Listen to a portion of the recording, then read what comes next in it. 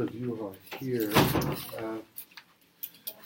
So today what I want to do, I don't know where the stack of paper is.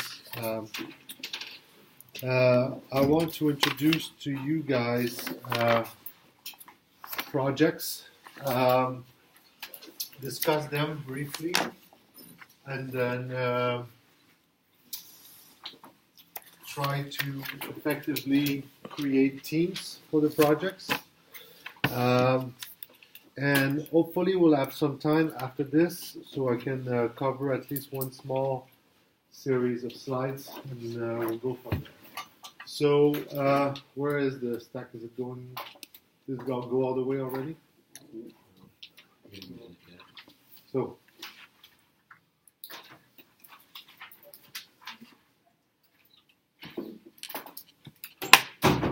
there's two stacks. Savannah, you have to pass two. Oh. No, there's three actually.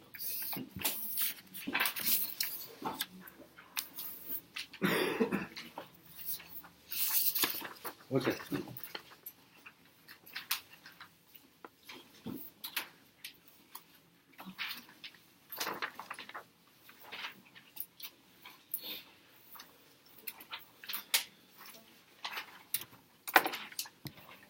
So this year, it's a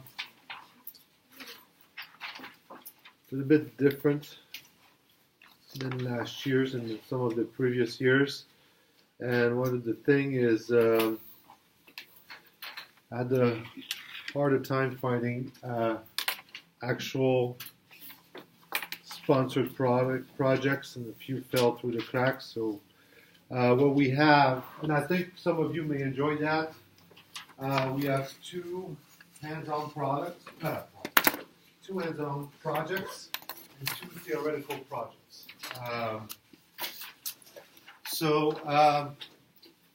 The first one, so I'm going to go through this, explain the projects, also explain what you have to do, and then we'll go from there.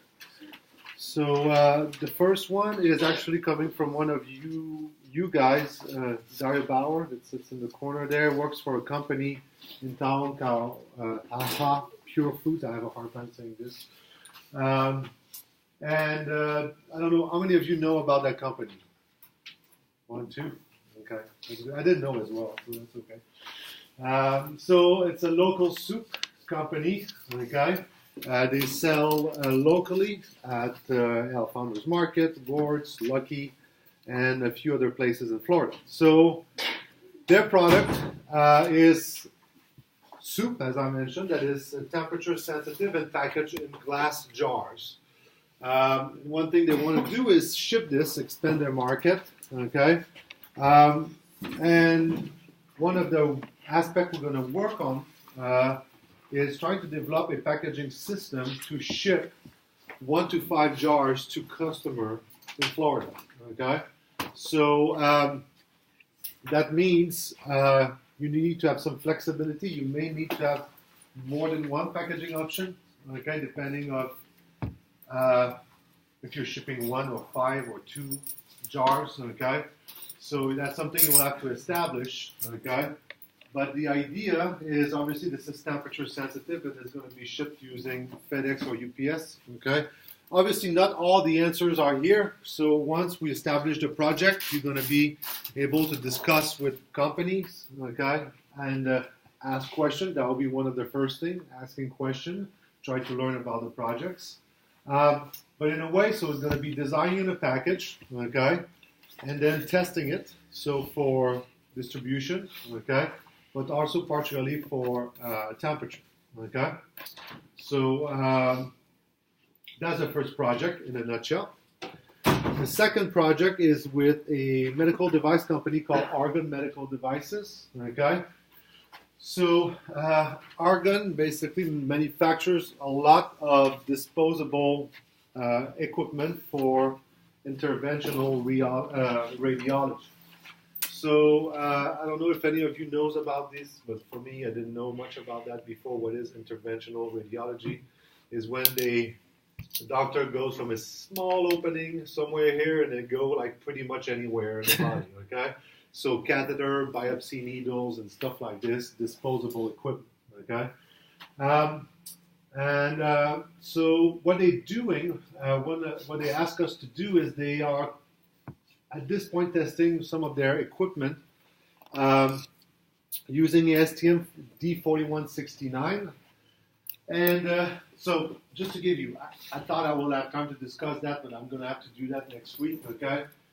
This is a standard procedures, and then there's that standard procedure, they have different tests, okay?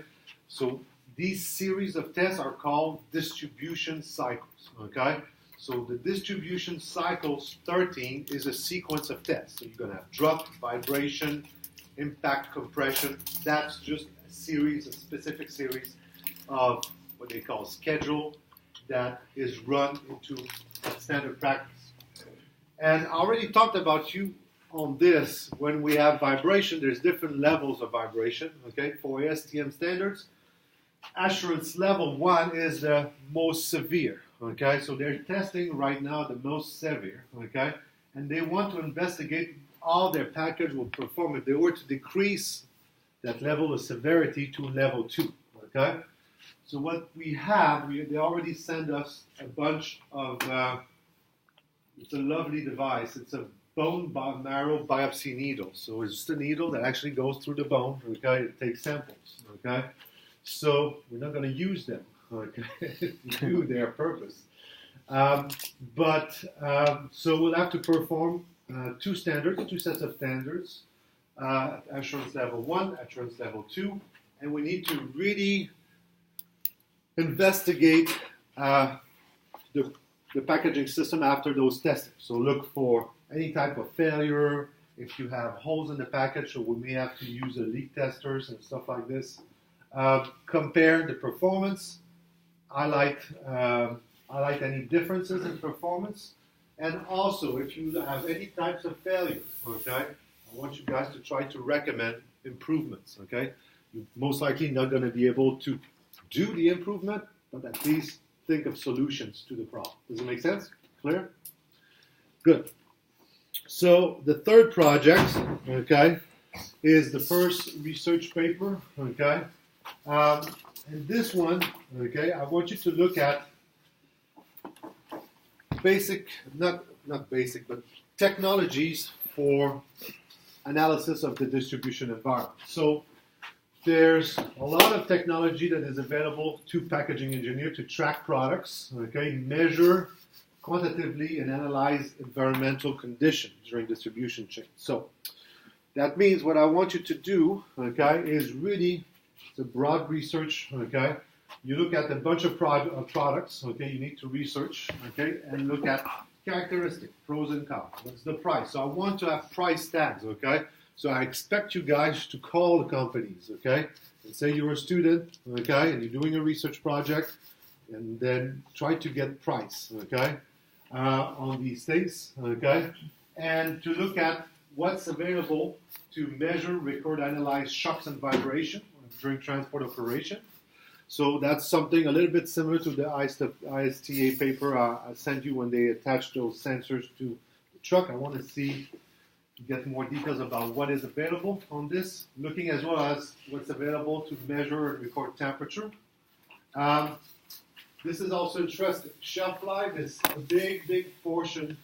Fresh produce is a big portion, and there's more and more technology that try to basically track and predict shelf life of produce. Okay, so that means if they know the quality of the product to start with, and they know the temperature history, they should be able to tell you they're working on this.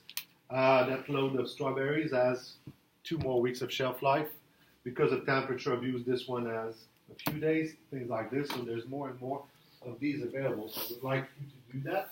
And also include technology that allows you to track and manage shipment and inventory. So look at, and that may be included in some of these where you have communication through GPS data, okay, satellite data to be able to track real time where the shipments are.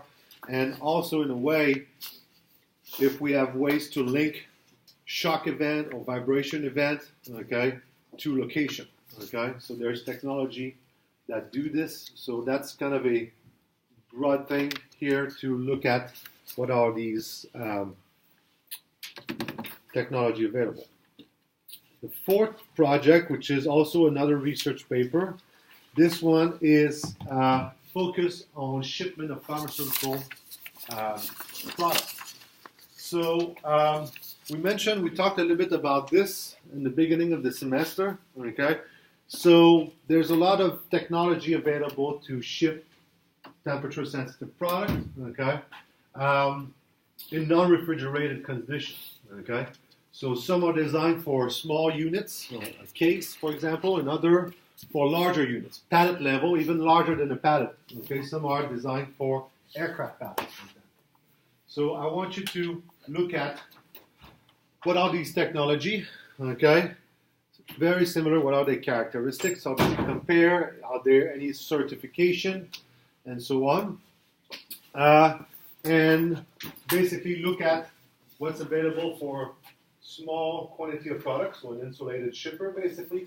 Larger quantity for pallet level. Okay. What's also available to monitor temperature of pharmaceutical shipments? They're going to have technology that might be different than what you get for just a regular shipment because of certification purposes, okay, and validation purposes. You may require to have different types of devices, or the pharmaceutical industry may require them. I would like you to discuss standard procedures that you will find that are adopted by the industry to thermally test and qualify their shippers. So if companies sell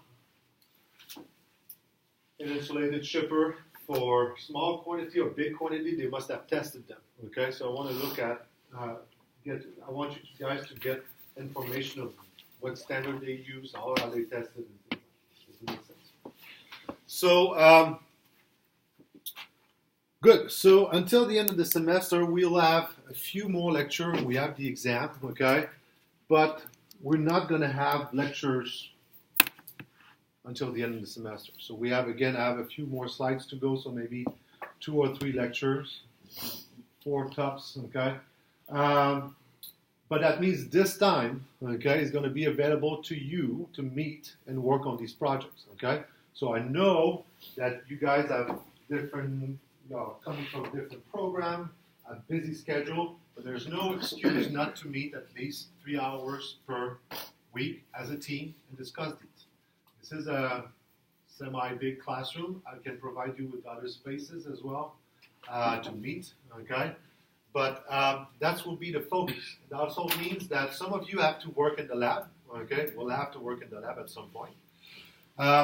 Other may not, okay? But during that time, I'm always going to be available either to help you in the lab, okay, or to answer questions and so on. Obviously, you have to think ahead of time when you're going to do these tests in the lab, okay? So you need to know what will be the standard procedure you're going to use. You need to know how you're going to do it. And the last, I'm telling you, I rarely get mad, okay? But if you tell me that you're going to test like one day and you arrive in the morning and you flip open the procedures and you try to understand what to do, I'm not going to be happy, okay? So I want you to have done your homework, okay, and I'm going to help you. I'm here to help you and guide you through this, but I want you to get ready, okay, once you go in the lab. Some of you will be working, for example, on more theoretical aspects of it. If you have an interest at some point to look what is done in the lab and what the other teams do, by all means, we can go all together and discuss and all see what's going to be done. It's okay, okay? I want to give you guys all the opportunity. So, unless I need to check, but I took some of this from the previous year, but I'm pretty sure that this is still 30%. I don't remember. Any of you have the syllabus, Andy? Or you just... I think it said 30%. Yeah, but on the syllabus, I don't remember if I changed the grading scale. I would check, okay? But the syllabus will prevail, okay? It says 25% on the syllabus. So 25, okay? Sorry about that. Correct this to 25%, okay?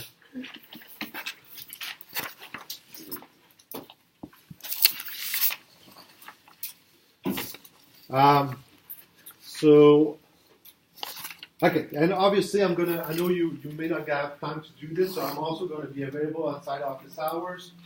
As long as you plan a little bit ahead of time, if you want to meet me, if you want to have access to the lab, okay, we can just email me, you come to see me, and we'll get it done. So what I want you to do as well, obviously we're going to have a report at the end of this. So I'm going to give you until 4 p.m. on the last day of class, okay, to turn in your report. It's one per team, so it's a team report, okay. I listed the section I expect to see in the report. Some guidelines about character size and so on. I want the page number. Should be straightforward. Figures, title or below, tables, title above. You should know this, okay. Your report must be typed. These days it should not be an issue, but that includes also any equation. If it applies, I want you to type it. I want this to look professional, okay. And you guys gonna meet, right? So I want you to keep your minutes meeting, okay? Your meeting minutes, I should say, and basically keep track of what you discussed, the task you assign, and I want that to be compiled in the appendix of your report, okay? There's no strict requirement on the length of the report, okay?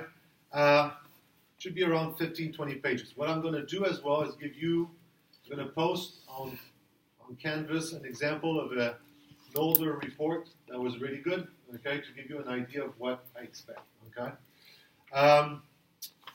So obviously, the people are going to be working on theoretical projects, okay? I expect a even more thorough report than people who are going to spend a lot of time in the lab and do other things. Does it make sense? Okay. I expect both professional, but the amount of work that you're going to have time to do with the theoretical project, I expect that to be really, really well done, and well organized, and well presented. Okay. I expect as well the same thing for the lab, but I understand that the task is quite different. Okay, you're going to have a lot more time spent in the lab and doing other things than this. So all the points are distributed. Let me explain that. So presentation is actually the presentation of your work on the paper, how professional look, okay, how good it is, and so on. So introduction, and obviously I should have changed that a little bit. So sorry, I finished that this morning and I forgot. Some of the theoretical report obviously are going to have different scale. Okay, this is more for project 1 and 2 when you're going to it's really important for you guys to clearly indicate what procedures, materials, and the methods particularly you use in the lab. Okay, it's very important. And obviously discussing the results. Okay, that's the meat of your project, is really to tell what method you use and why, okay, and really analyze what were the results you have. Conclusion is then, and then we'll have somewhat large teams, okay. I expect everybody to chip in, okay, but you're going to have a peer evaluation. So you're going to evaluate your teammates, okay, and 50% of your grade, okay, on the report is going to be a peer evaluation for your teammate, okay. Some of you are just very generous and they give perfect grade to everybody, okay? But that's your chance. If you have somebody, always happens, that doesn't pull their weight, you can penalize them there, okay? You should not be shy about this, okay? If there's any conflicts in the team, as it happens sometimes, okay, I'm happy to step in and try to discuss with you and try to solve it, but sometimes it's just what it is, okay? It happens. It's going to happen when you go in the real workforce, and that's it. So I'll let you. Do you have any question on the projects? Okay, so I'm going to give you a few minutes, okay, to think about it. If you want to discuss with friends and so on, the way I expect to try to go about this, okay, is to see. Who's available for one, who wants to do one, who wants to do two, and so on, and try to have this divided this way, okay? If it doesn't work, okay, I may have to have to pull names out, okay? And if we cannot figure out today, I'm just gonna go in my office and do that randomly and send out who's gonna work on somebody. But that means you may have to compromise, okay? Some of you may be called to do that, okay? So I'll let you time to think about this and go from there. Yes? So you're thinking that there's only 4 groups, or is there like 4 groups. multiple groups? Okay. How many people per group? Like 7? So about 7.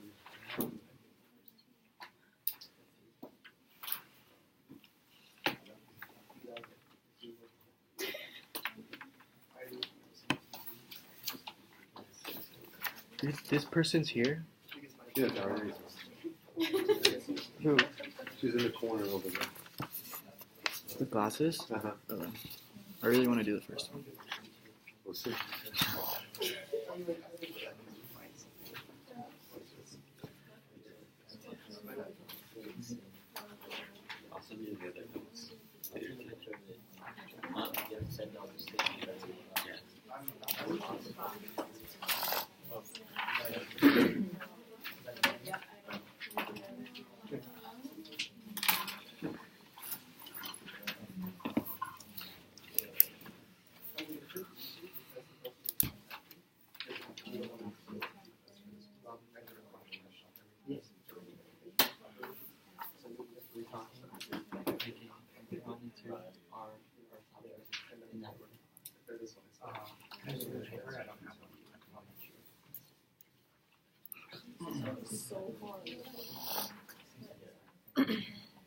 I don't think it's gonna be even. No. Yeah, maybe I was. In the past, it worked good on this, but. I think people want to work in the lab. Yeah. Yeah, I'd say go with that.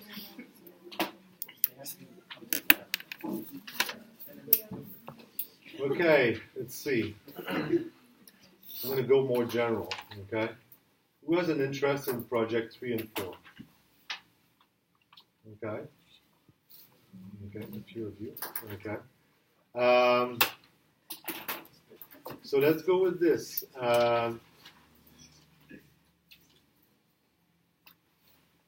Let's see. Let's go with project 3 first, okay? Why can you do like 2 for like 1 and 2 and see like who comes up with the best solution? I thought about this, but this is that could be an option. There's just a lot more to. So how many of you would like to work on project 1? So it's not that much. Let's see, 1, 2, 3, 4, 5, 6, 7, 8, 9. Okay. Project 2. A lot of people. Okay. Okay. So project. You want to work on 2? Daria? Figured I shouldn't work on 1, right? Or should I? I would work on 1 if you want me to. I figured you would want me to. No, I thought. Oh, then I'll work on 1. I don't really care. Okay, you don't care? You don't mind? I don't mind either way. Okay. That's okay. I can do either. Okay. Whichever one's easier. Like, Okay. if there's less people for 1, I'll hop on 1. If not, I'll hop on 2. Okay. Let's see. Okay.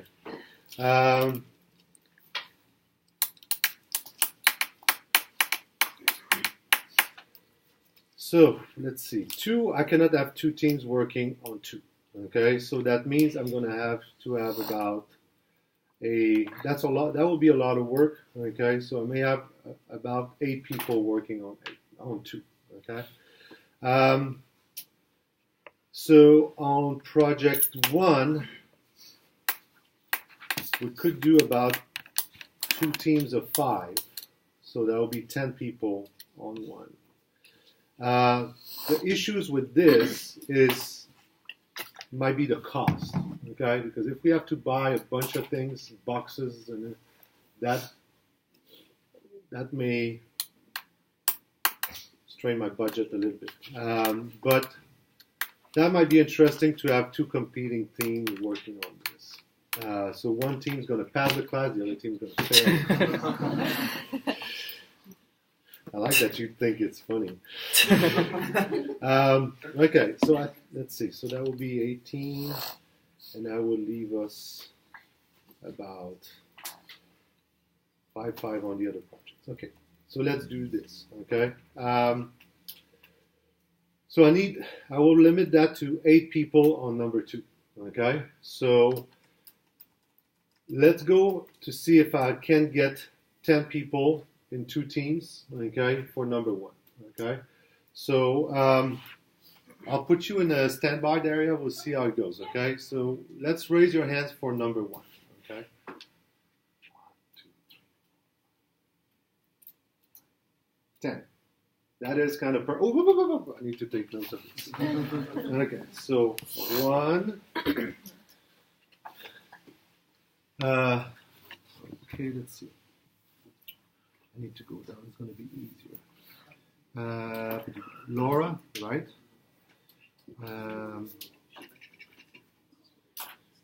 Anthony.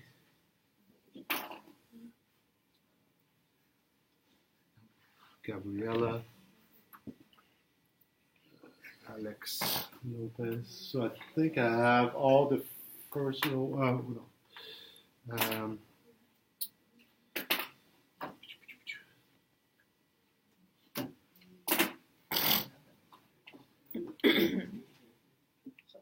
Anna and Oriana.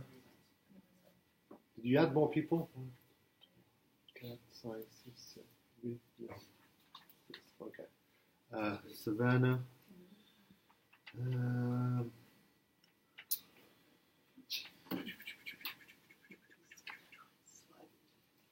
on. What is your name again? Robert. Last name? Collier. And what's your last name again? Lurvy.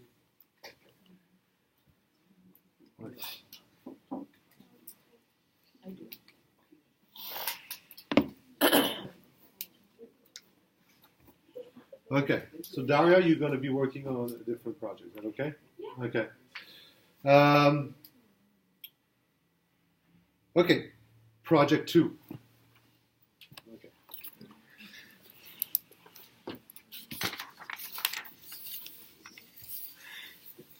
So I have 10 people on this. I would like it to be cut to 2.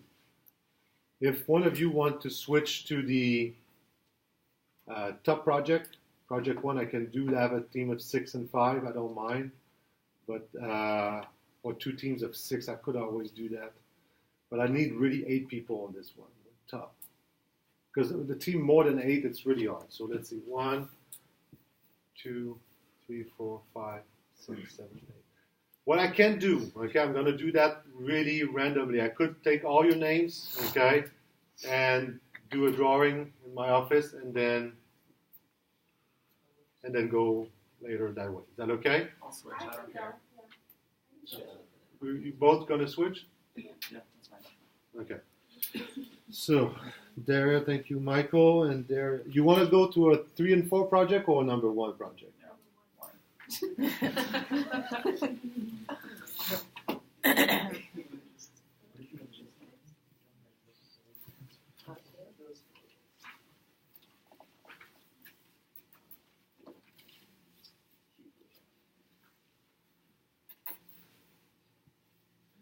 Okay, so now I'm going to ask you again to raise your hand for number 2. So I want to have Caitlin. Let's see, I'm going to go down the list here. No. William, right? Yep. Okay. And the son is now here. Vishal. No. Lindsay.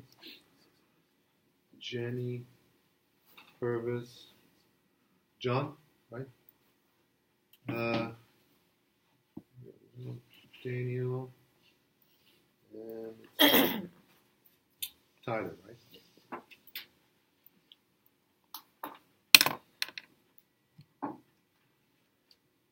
Okay, good. Number 3. My goodness, you guys are weird. It's okay. You don't have to. There's some people that are not there, so I can always put them on this. Project 4. I just know there's not I'm sorry? There's not enough people between 3 or 4, probably. So that's right now we have.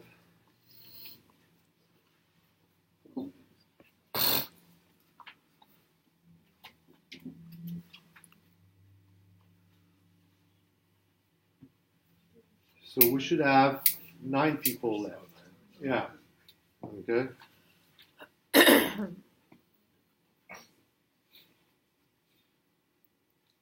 Yeah, because I have 10 left, but there's one guy who never came here. So I don't expect him to show up now. So I'll have 9. So I can have 4 and 5. I will have to have 4 and 5. Okay. So I'll go with this, and then I can do 3. you want to do 3, Kurt? Okay. 3. I'll still do 3. Okay.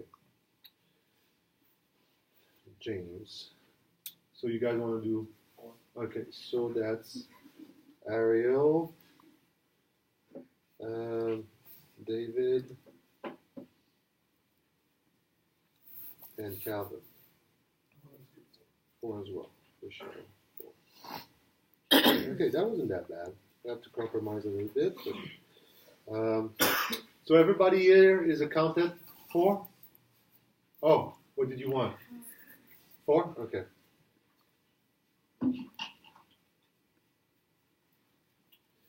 Okay, so good. Perfect. Any question? Okay. So group 2, if you want, maybe we're not going to have time too much today, but I already have the biopsy needles. Okay, so everything is kind of ready to go. Soup-wise, are you going to be our contact, Daria? Okay, so it should not be hard to get the soup. Okay, what we may do, we'll see. We may test with soup, and we may test with water. Okay, if we need a lot of soup, so we might substitute it. Okay, also ordering temperature sensors that I can put in the soup. Okay, in the water, so we can test this. Wait, what? Why are you gonna start ordering stuff already? Because we're gonna have to measure temperature. Yeah, but how do you know that that's the temperature gauge that we want to use? I decide that. Okay. You need something waterproof. It needs to fit in the soup, so there's not a ton of sensor available. Yeah. So I'll do that. It will be super proof. Okay. Okay. So good. If there's no question, I think I have time to go through a short series of slides for today. So what I want to do is the series I passed today is just to show you, not this one. This one is a little bit longer, and I'm going to performance testing. I just realized that I forgot to change some of the title in there, but so as you will see, there's a bunch of different lines of thoughts about how to test produce. Not produce, but products, okay? And I'm actually going to give you something else to read, I think, a little bit later, but some companies, okay, just basically swear and go by standard procedures, okay? Either ISTA or ASTM, and that's what they use, okay? Other people, as you may have seen you have seen from the Amgen ISTA paper you read for homework 3, Amgen wanted to do their own things, right? Okay, so they developed their own protocol, and that's what they test. Other people just use their own approach as well that is somewhat different, okay? So we know that there's going to be a bunch of different types of shocks and events during transport and operation. You cannot necessarily predict every single time how it's going to be, okay? So they will vary in magnitude and also in occurrence level, okay? So packages in general, they will likely receive a bunch of small, non-damaging, low-level shocks, okay? So that can be the packages flip, okay? Going on a conveyor belt, hits a wall, or something like this. It's going to happen, okay? You're also going to have experience damage due to several shocks of medium intensity. That means repetition of impacts can cause problem after a while. Okay, so individual events are not damaging, but the cumulative effect is. Okay, and finally you can have like drastic drops. Okay, and boom, it breaks. Okay, very large height, very large intensity. So in a testing protocol, as you will see, if you do drop testing, okay, you have to specify the number of impacts. You'll have to specify the intensity, the drop height, and also the orientation. Okay, all of these are important. And remember, the orientation is important because we already discussed that if you have an impact on a flat surface, it's going to be different if it's on an edge on a corner. If you have an edge on a corner, you have the ability of the package to deform and absorb some of that impact. Okay, so it's going to be different. So this is just an example. Okay, this was a test that was conducted, a series of tests conducted by, if I remember, ISTA. Okay, and what they did, okay, is they measured the drop height, the number of drops, okay, and the number of drops per trips, okay, and order basically what is the largest drop on these shipments, the second largest, and so on. They just did a lot of tests, and it's basically 15 trips actually they did and recorded all of these impacts. So in here, okay, 15 trips recorded. Okay, so this is a graph that shows the number of drops or shocks per shipment. And what you see in here is that 15 trips, okay, recorded a number of 3 drops, okay, or higher. Let's see right here. So number of drops per trip, okay, so that's the occurrence, okay, so sorry about that. 15 trips recorded a number of 3 drops, okay. Also 7 shock or less were measured 75% of the experimental protocol. So this is the cumulative curve.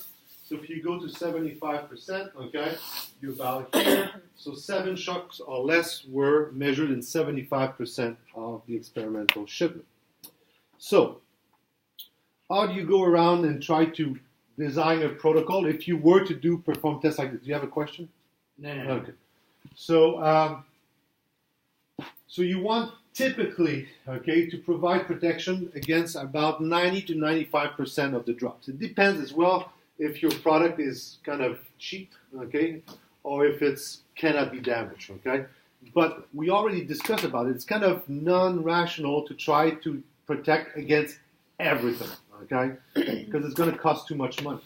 So in here, okay, so if you were to base on 95%, okay, you go to the cumulative line here, okay, you have here 13 drops should be performed. So in 95% of the case, you're going to get 13 drops or less, okay, during a trip.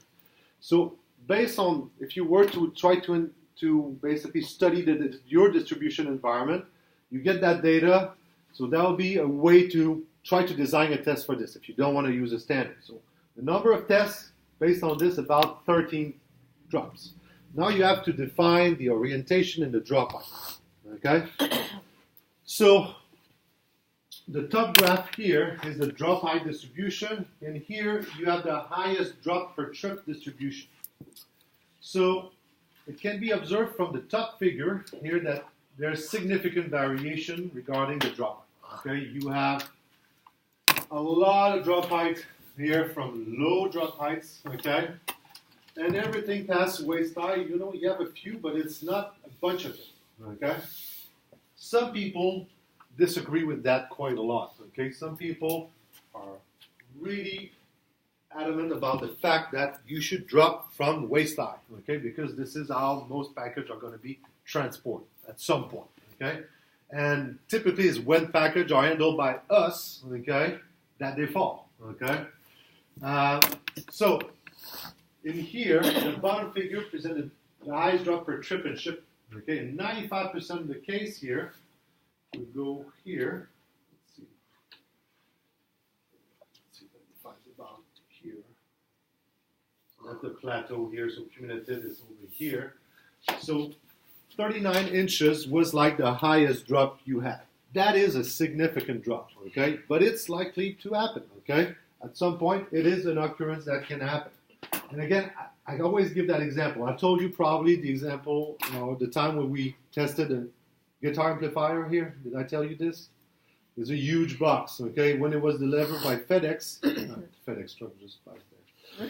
The lady got out of the truck and she had the amp on her shoulder, okay? Because there's no way to handle that thing other than this. So most likely I knew right away you had to drop it by this height because this is how that box is going to be handled by somebody. So if you establish the largest drop height, that's going to be one drop. You could go and say, okay, I'm going to take largest, second largest, and third largest. But that could be a little bit exaggerated, right? A little bit too high of an intensity. There's different ways you can go around, okay? A different approach is you can go the highest drop height, the second highest, okay? And a lot of standard procedures, as you will see, some of you actually, when you go through this, they often keep the highest drop height at the end, okay? They do a bunch of little drop, and at the end it's just like the mother lode, boom, okay? Let's see if it survives. So in here, what the approach they use here is that you can see from the top graph, okay, that you have, let's see, that's the number of occurrences, okay? Let's see, 7 drops, highest drop. So if you go from here, 50%, okay, the cumulative curve have about 11 inches, okay? So that's basically 50% of drops are 11 inches or less if you go from the cumulative curve here. So 50% or less than this. So what you can do, okay, is establish, for example, you're going to have 50% of all your drops you want to do. So you have 13 drops. Remember, we're going to establish we're going to have about 13 drops. So you can run about 7 drops at 11 inches, okay? And then you can have your 2 largest drops that were already established, and then 75% of your drops are 16 inches or less. So you can have 4 drops at 16 inches, and then that gives us your number of drops, okay? So again, that's just one idea or one approach how you can acquire these data, okay? The last slides, okay, is to look at what is the distribution. I know that some of you have an exam. Okay, I'm going to finish with flat drops, edge drops, and corner drops, okay? All the distribution. The next step is to look at how can we distribute these drops, okay, among the different orientations. So among the 7 drops you have from 11 inches, you may have a few on the corner, a few, or maybe a third on the corner, a third on the flat surface, a third on the edge, or follow these percentages, okay, and do this. So that's one custom way that is kind of a rational approach to design your testing procedures. If you have the means to do that, okay, to run all these shipments and to acquire that data. Otherwise, you can use your own design based on what you know or observed in the field and try to reproduce the same damage, or you can follow standard procedures, okay? There's no strict guidelines, okay? Unless you work in, for example, medical device when you have to follow the standards, okay? So I'm going to stop here for today. Good luck for those of you who have an exam, and I'll see you